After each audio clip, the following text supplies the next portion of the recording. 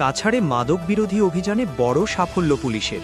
কাটিগড়ায় ইয়াবা পাচার চক্রের হদিশ, 10,000 ট্যাবলেট সহ গ্রেপ্তার 3।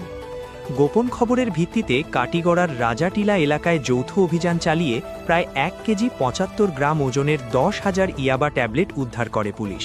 অভিযানে 3 পাচারকারীকে গ্রেপ্তার করা হয়েছে। ধৃতদের বিরুদ্ধে এনডিপিএস আইনে মামলা রুজু করে তদন্ত আরও জোরদার করেছে পুলিশ।